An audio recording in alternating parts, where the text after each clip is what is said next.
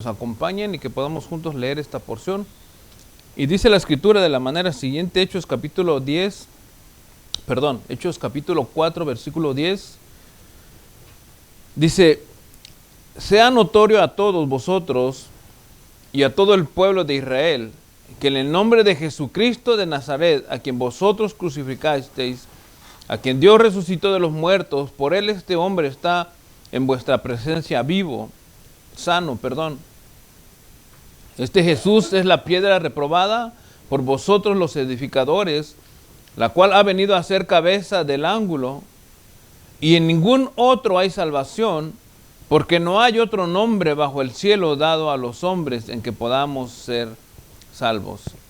Repito el verso 11 y 12 que dice: este Jesús es la piedra reprobada por vosotros los edificadores, la cual ha venido a ser cabeza del ángulo, y en ningún otro hay salvación, porque no hay otro nombre bajo el cielo dado a los hombres en que podamos ser salvos. Amén. Vamos a orar. Señor, te damos las gracias, te bendecimos. Padre, en esta hora de la tarde rogamos que tu presencia esté con nosotros, Señor.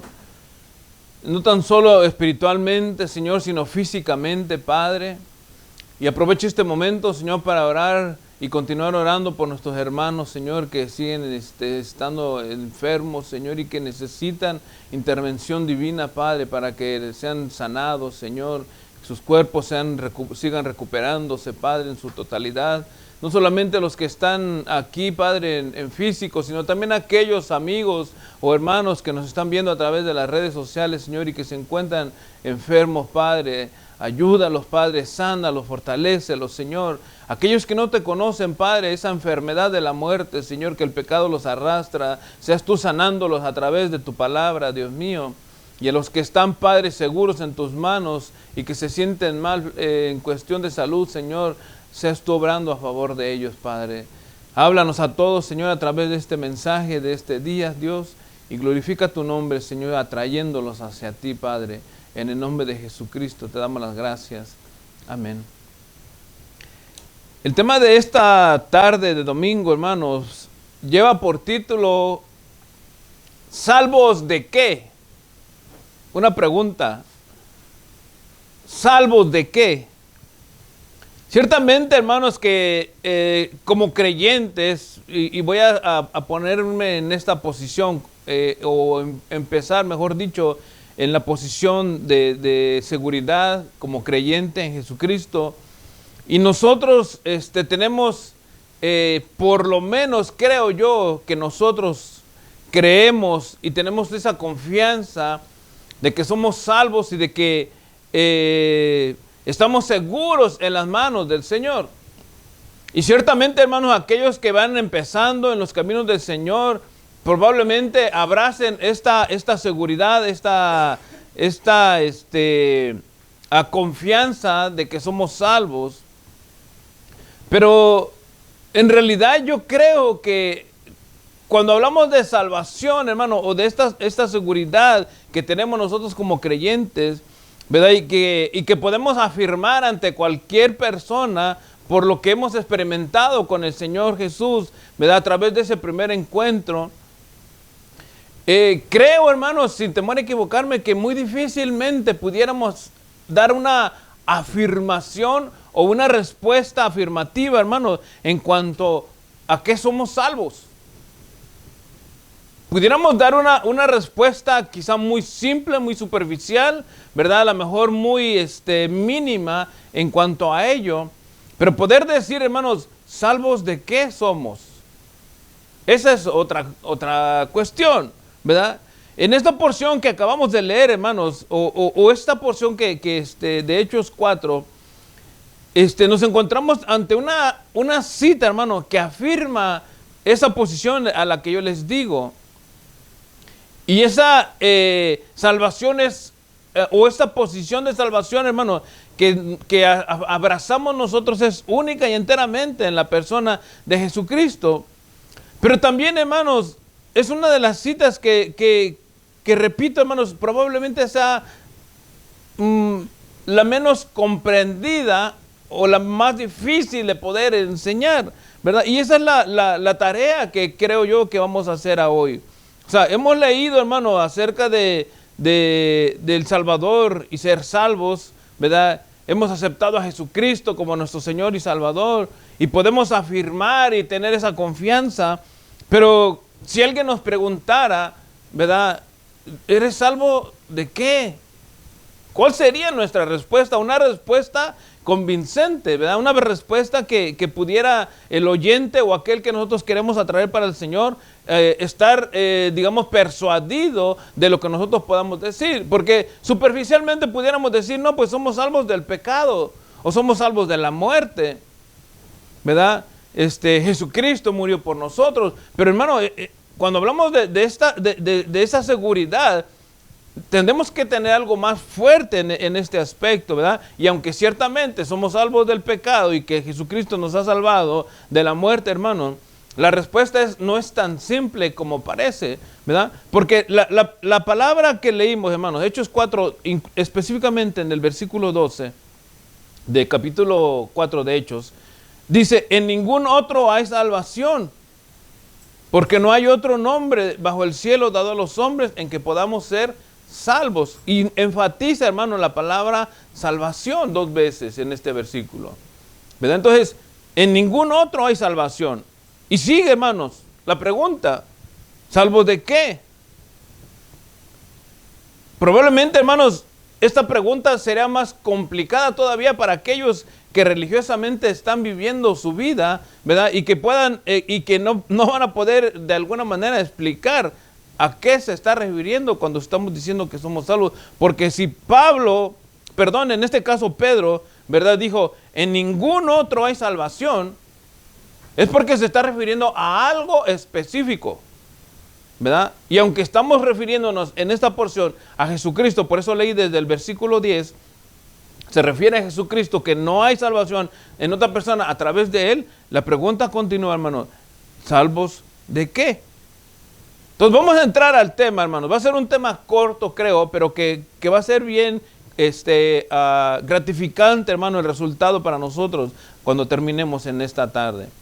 El tema principal en toda la Biblia, hermanos, es el tema de la salvación. El Señor, a través de todos los libros de la Biblia, hermano, enfatiza la salvación, ¿verdad? Pero Jesús, desde el vientre de su madre, fue anunciado como el Salvador. Y vamos a verlo, hermanos, Mateo capítulo 1, el verso 21. Desde el vientre de su madre, Jesucristo es anunciado como el Salvador. ¿Por qué? Porque la Biblia enfatiza, hermano, este tema de la salvación.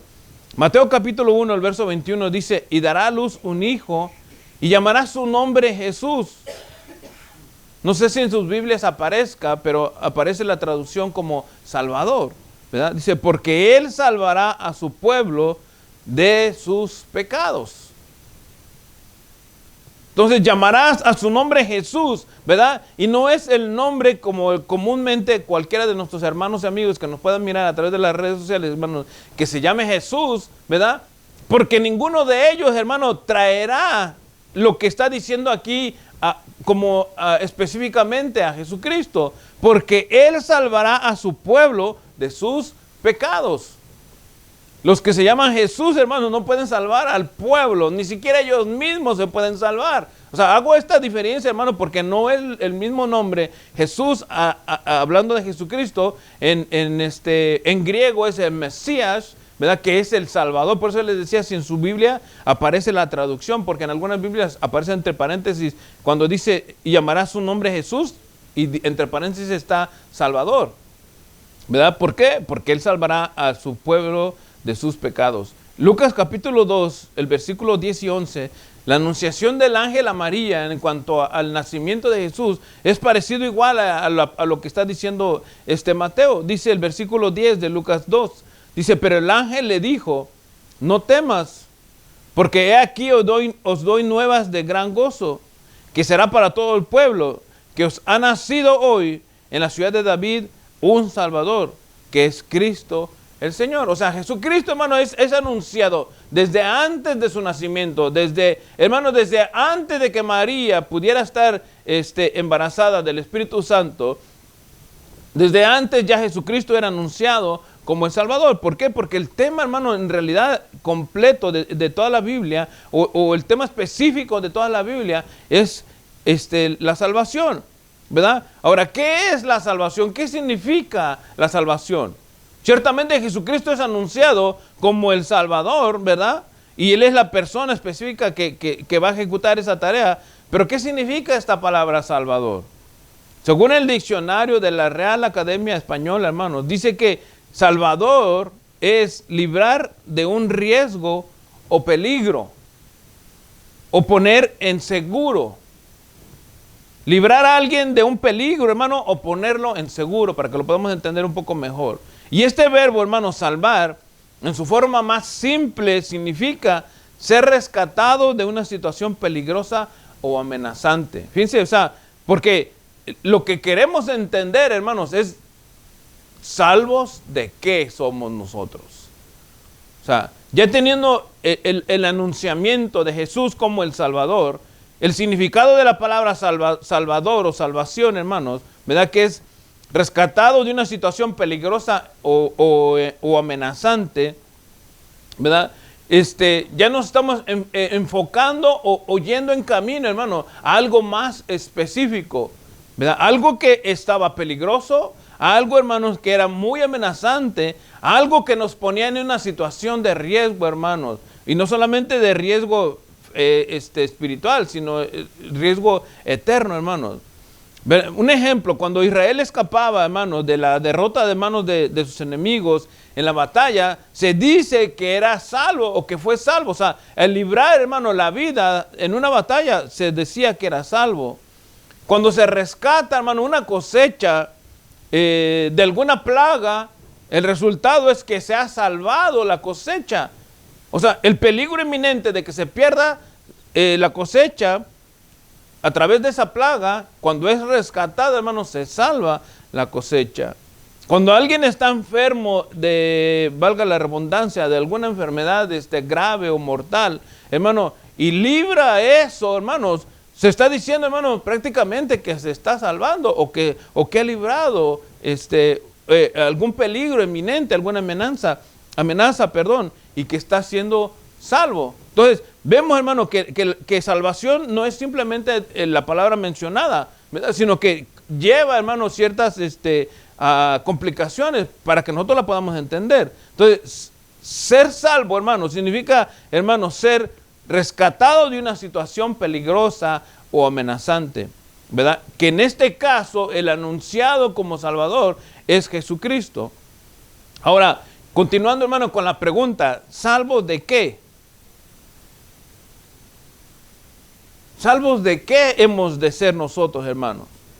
Ya sabemos que es de alguna calamidad, de alguna situación peligrosa, hermano, de algo que inminentemente, hermanos, podía acabar con nosotros. Estamos hablando en un sentido espiritual para que podamos entenderlo mejor, hermano, porque a lo mejor físicamente puedan decir, los que nos están mirando a través de las redes sociales o aquí en el local pudieran decir, no, pues yo estoy bien físicamente, tengo salud, estoy fuerte, estoy joven, tengo posición económica, tengo mi casa, tengo mis recursos, o sea, tengo todos los medios y yo no me siento en peligro de nada, no tengo enemigos, tengo al contrario más amigos que enemigos y toda esa situación, hermano. Entonces pudiéramos decir, yo no necesito ser salvo.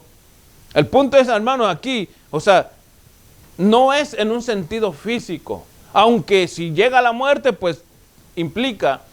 Pero estamos hablando en un sentido mayormente espiritual, ¿verdad? Porque estamos hablando, hermano, de los pecados y de la muerte. Entonces, cuando hablamos, hermano, y preguntamos, o hacemos la pregunta, ¿hemos de ser salvos de qué, hermano? ¿Verdad? Específicamente, hermano, nos estamos refiriendo al juicio de Dios. ¿Se recuerdan, hermano, la oración de Jesús antes de ir a la cruz, antes de pasar por todo digamos, el proceso, hermano, de martirio hacia la cruz? Él tuvo un tiempo de oración con el Padre y se llevó a sus discípulos. Lucas capítulo 22, hermano. Esta es una porción que hemos mencionado muchas veces y este es el punto central de esta oración, hermano, ¿verdad?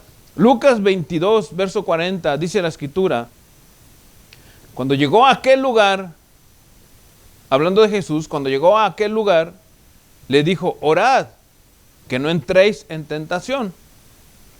Y él se apartó de ellos a distancia como de un tiro de piedra. Y puesto de rodillas oró. Verso 42, diciendo, Padre, si quieres, pasa de mí esta copa, pero que no se haga mi voluntad, sino la tuya. Ya en alguna otra ocasión, hermano, les he mencionado que algunos piensan, ¿verdad? O aplican esta porción a decir, Señor, si tú quieres que yo no vaya a la cruz, que no vaya. No, aquí no se está refiriendo el Señor de ir o no ir a la cruz. Aquí se está hablando, hermano, de la ira de Dios, la copa de la ira de Dios que caería sobre todos aquellos hermanos que están en pecado, que viven en pecado, que viven apartados de Dios. Ese es el punto, ¿verdad? Cuando el Señor está diciendo, Padre, si quieres pasa de mí esta copa, hermano, es porque la copa de la ira de Dios iba a caer sobre todos aquellos pecadores, ¿verdad? Pero que específicamente, hermano, Jesucristo iba a ser nuestro Salvador. Por eso que era importante, hermanos, ver desde el principio que Jesús era mencionado el Salvador, porque dice que Él salvará a su pueblo de sus pecados, ¿verdad? Entonces, Él dice, si quieres pasa de mí esta copa, pero que no se haga mi voluntad, sino la tuya. La voluntad del Padre, ¿cuál era, hermanos? Pregunto, ¿cuál era la voluntad del Padre? Salvar al pueblo. Salvar a aquellos que reconocerían al Señor. ¿Se recuerdan San Juan 3:16? ¿Se recuerdan Romanos 5:8? Entonces, hermano, el deseo de Dios era salvar al pueblo. Pero Jesús en su humanidad, hermano, Él sabía que este paso de obediencia, hermano, iba a ser muy fuerte, iba a ser muy doloroso para Él. ¿Por qué? Porque la ira de Dios caería sobre Él. Hermano, recuérdense, cuando hablamos del amor de Dios, ¿verdad? Que es uno de los atributos. No podemos hablar del amor de Dios sin hablar, hermano, como atributo, el amor de Dios. No podemos dejar de lado, hermano, también el atributo de la justicia de Dios. ¿Qué quiere decir esto, hermano? Que no por amor Dios iba a ignorar la justicia, sino que por amor, hermano, como es Dios, Él tenía que hacer justicia. Entonces, sí por amor entrega a su Hijo, pero en su Hijo, hermano, ejecuta la justicia divina, que es la ira que tendría que haber caído sobre todos nosotros. Por eso el Señor decía, si tú quieres pasa de mí esta copa, pero que no se haga mi voluntad, sino la tuya. ¿Por qué? Porque la ira de Dios vendría. Segunda de Corintios 5:10, hermanos. Porque esta ira, hermanos, nos llevaría a un juicio. Y ese juicio, hermanos, era sobre todos aquellos que viven en pecado. Segunda de Corintios 5:10 dice, porque es necesario que todos nosotros comparezcamos ante el tribunal de Cristo para que cada uno reciba según lo que haya hecho mientras estaba en el cuerpo, sea bueno o sea malo. Entonces, inminentemente, hermanos, que la ira de Dios iba a caer sobre alguien. No iba a haber excusa sobre de ello, hermano. Romanos capítulo 2, versículo 1 al 3, dice, hermano, por lo cual eres inexcusable, oh hombre, quien quiera que seas, tú que juzgas, pues en lo que juzgas a otros te condenas a ti mismo, porque tú que juzgas haces lo mismo. Mas sabemos que el juicio de Dios contra los que practican tales cosas es según verdad. Verso 3. ¿Piensas esto, oh hombre, tú que juzgas a los que tal hacen y haces lo mismo, que escaparás del juicio de Dios? El juicio está, hermano, allí. El juicio, hermano, miren, lo voy a poner de una manera un poco simple esta cuestión del juicio, hermano. Si nosotros queremos creer en Jesucristo y entregamos nuestra vida al Señor, a través de Jesús nosotros libramos este juicio. Pero si tú no quieres creer en Jesús porque cualquier cosa, hermano, ya sea tu religión, tus principios, tu dinero, tu situación política, lo que tú quieras mencionar, hermano, ignoras al Señor, entonces vas a pasar por allí. ¿Por qué? Porque dice, y piensa esto, hombre, tú que juzgas a los que tal hacen y haces lo mismo, que tú escaparás del juicio de Dios? No hay. Por eso dice la Escritura, el verso primero de Romanos 2, eres inexcusable, oh hombre, quien quiera que seas tú. Porque el juicio de Dios viene, hermano. O sea, el juicio de Dios es inminente y será descargado sobre aquellos que no reconozcan a Jesucristo, hermano, como su único y suficiente Salvador. Aquí está donde empieza a tomar sentido, hermano, aquello de que, ¿salvos de qué? San Juan capítulo 3, verso 36. Dice San Juan 3:36, el que cree en el Hijo tiene vida eterna. Pero el que rehúsa creer en el Hijo no verá la vida, sino que la ira de Dios está sobre él. Hermano, o sea, no estamos hablando, hermano, de un simple, me voy a cambiar de religión. No nos estamos enfocando, hermano, en una simple situación de que, bueno, voy a dejar de creer en esto para venir a creer en esto otro. No, estamos hablando, hermano, de algo que es eterno. Por eso es que les leí el significado, hermano. ¿Por qué? Porque es un peligro inminente. Cuando hablamos de salvación, es ser librado de un peligro inminente. De algo, hermano, de una calamidad, ¿verdad? El que cree en el Hijo tiene la vida eterna, pero el que rehúsa creer en el Hijo no verá la vida, sino que la ira de Dios está sobre él. Romanos capítulo 1, el verso 18 dice, porque la ira de Dios, hermano, aquí vamos a leer unas cuantas porciones en cuanto a la ira. Romanos 1, 18 dice, porque la ira de Dios se revela desde el cielo contra toda impiedad e injusticia de los hombres que detienen con injusticia la verdad.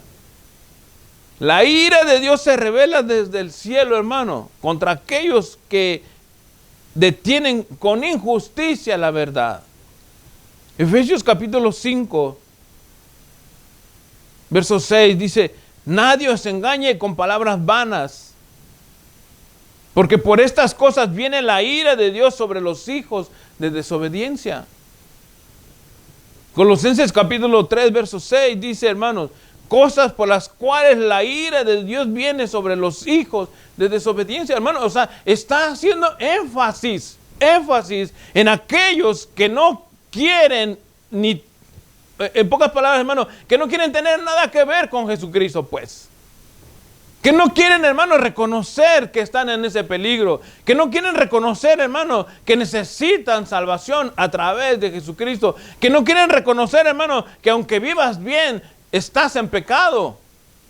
Que aunque, hermano, tengas todos los medios y todos los recursos para tener una vida a lo mejor de lujos y de extravagancia, necesitas a Jesucristo. Colosenses 3:6 dice, cosas por las cuales la ira de Dios viene sobre los hijos de desobediencia. Apocalipsis 14:10 dice, hermanos, él también beberá del vino de la ira de Dios, que ha sido vaciado puro en el cáliz de su ira. Y aquí estamos enfocándonos otra vez en la copa de la ira, en la copa que Jesús decía que si fuera posible no pasara sobre él. Dice, y será atormentado con fuego y azufre delante de los santos ángeles y del Cordero, hermano. O sea, estamos hablando, hermano, que la ira de Dios, el final completo, hermano, y la justicia de Dios, hermano, es que sea descargada toda la ira sobre los que practican, hermano, la iniquidad, sobre los hijos de desobediencia, sobre aquellos que rehúsan a Jesucristo, hermano, y su castigo final, hermano, será en el lago de fuego. Serán atormentados, dice, con fuego y azufre delante de los santos ángeles y del Cordero. Entonces, hermano, la pregunta, hermano, aquí, ¿salvos de qué? Ya tiene sentido. ¿Salvo de qué, hermano y amigo? Salvo de la ira de Dios.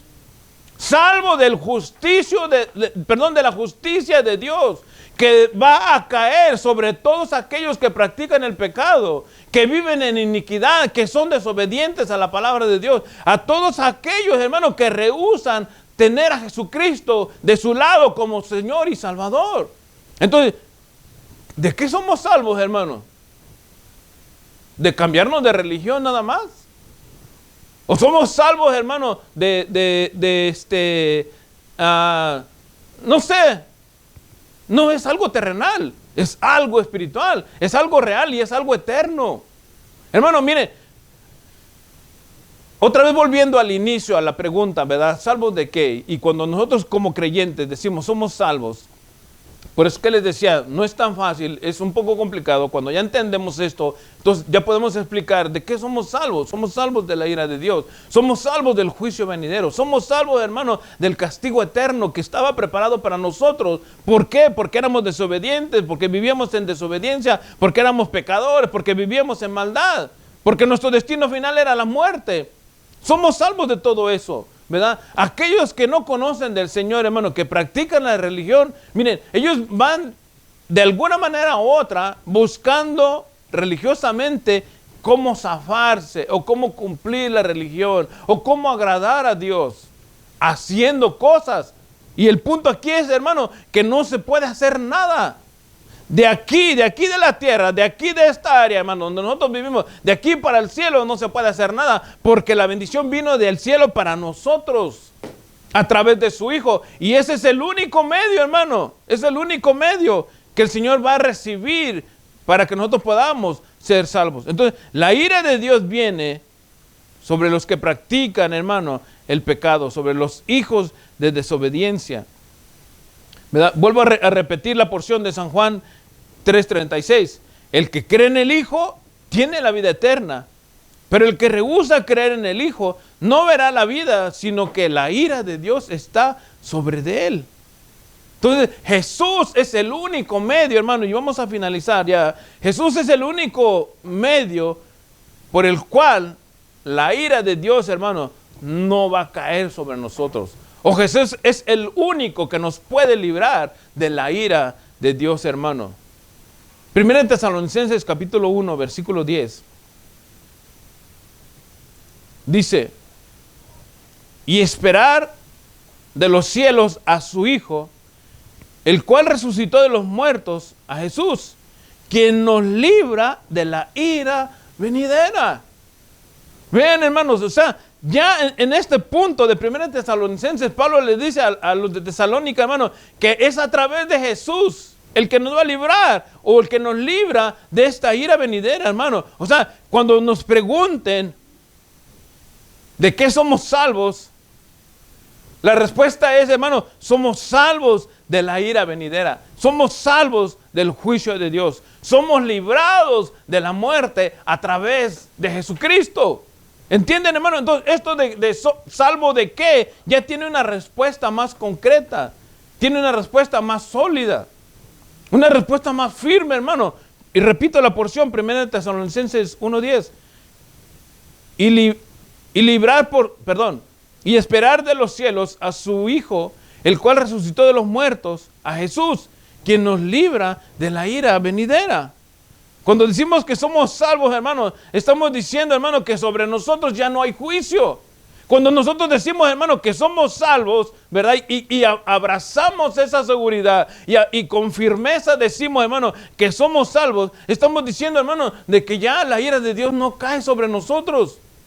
El pecado, hermano, que moraba en nosotros, que era, digamos que nosotros éramos como el nido del pecado, hermano, ha sido librado. O hemos sido liberados, hermano, a través de Jesucristo. Su amor, hermano, como les decía, Romanos 5:8, ¿verdad? Porque en esto se manifiesta el amor de Dios, que aún siendo pecadores, Cristo murió por nosotros.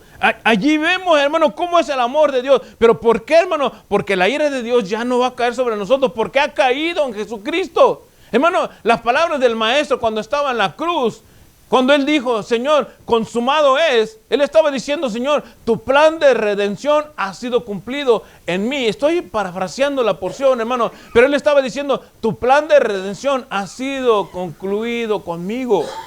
Ahora todos estos van a tener oportunidad. ¿Por qué, hermano? Porque Él es el único. Ahora sí leamos, hermano, con mayor entendimiento, Hechos capítulo 4, versículo 11 y 12. Este Jesús es la piedra reprobada por vosotros los edificadores, la cual ha venido a ser cabeza del ángulo, y en ningún otro hay salvación, porque no hay otro nombre bajo el cielo dado a los hombres en que podamos ser salvos. No sé si pueden dar gloria a Dios, hermano, porque, hermano, versículo 12, ahora creo, hermano, que lo podemos leer con mayor entendimiento. ¿Salvos de qué? De la justicia de Dios. ¿Salvos de qué? De la ira de Dios. ¿Salvos de qué, hermano? De la muerte. Justificados en la persona de Jesucristo. Y en ningún otro hay salvación, porque no hay otro nombre bajo el cielo dado a los hombres en que podamos ser salvos. Finalizamos, hermano, con 1 Timoteo 2:5. Y dice, porque hay un solo Dios y un solo mediador entre Dios y los hombres, Jesucristo, hombre. Hermano, esta es la conclusión final que nosotros pudiéramos darle a esta pregunta, hermano. ¿Salvos de qué? Cuando nosotros vayamos, hermano, a compartir el mensaje del Evangelio a cualquier persona que nos pueda escuchar o que tengamos asignada, hermano, el mensaje del Evangelio, hermano, trae esa seguridad, trae, hermano, esa confianza de que el pecado ya no está, o que ya no somos, hermano, reos de muerte, mejor dicho. Que Dios nos ha librado a través de Jesucristo y que ahora solamente en Jesús, hermano, somos salvos. Porque no hay otro Dios, no hay otro mediador, solamente Jesucristo entre Dios y los hombres, hermano. Y es a través de Él que podemos nosotros ser salvos. Amén. Amén. Bueno, vamos a orar, hermanos. Cerramos nuestros ojos. Démosle gracias al Señor. Señor y buen Padre, te damos las gracias en esta hora de la tarde, Dios. Quizás nuestra seguridad, Padre, o nuestra confianza, Señor, siempre ha estado en ti como creyentes. Pero probablemente, Señor, no en una comprensión total. Mi deseo, Señor, en esta hora es que podamos nosotros poder compartir tu palabra con aquellos que no te conocen, Señor. Y hablo a los creyentes. Para que cuando podamos decir que somos salvos, Señor, podamos decirlo con mayor claridad. Que podamos dar una respuesta más sólida, más concisa, Señor. Que podamos, Padre, nuestras afirmaciones poder respaldarlas, Señor, con una respuesta, Señor, más convincente. Y también para aquellos, Padre, que no te conocen, Señor, ahora puedan entender, Señor, de que cuando hablamos de salvación, estamos hablando, hermanos, Señor, de que están en un peligro inminente, que un juicio vendrá sobre aquellos que viven en desobediencia. Por eso en esta hora, Padre, te damos las gracias. Oramos, Señor, para que seas tú dirigiendo nuestras vidas. Yo quiero hacer una invitación para aquellos que no te conocen, Señor. Que a lo mejor todavía, Padre, están preguntándose, ¿por qué yo he de ser salvo? ¿O de qué he de ser salvo? Tu palabra es clara, Señor. El pecado nos acarrea. El pecado nos lleva a la muerte. Somos reos de muerte, dice tu palabra, Señor. Entró el pecado al mundo y por el pecado la muerte, dice tu palabra, Romanos 5:12, Dios. La única manera de ser librados de esa consecuencia de muerte es a través de Jesucristo. ¿Habrá alguien que quiera entregarle su vida al Señor? ¿Habrá alguien que quiera rendir su vida a Jesucristo en esta hora? Yo te invito a que allí, cerrando tus ojos, o a través de las redes sociales, si hay alguien que quiera entregar su corazón al Señor, reconociendo que es pecador y ser librado de la ira de Dios, también te invito a que cierres tus ojos ahí donde estás. Ora conmigo y dile al Señor: Señor Jesús, yo te recibo en esta hora como mi Señor y Salvador.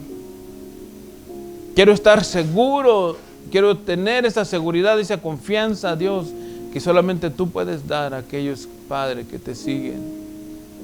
Te pido perdón por mis pecados, por mis faltas. Ayúdame a vivir, Padre, seguro o segura en ti, Señor, confiado, Señor, en esta salvación que solamente tú puedes dar. Porque no hay otro nombre, Señor, en el cual yo pueda estar seguro o segura, solamente en tu nombre, Jesús. Te recibo como mi único y absoluto Salvador, Padre. En el nombre de Jesús. Amén.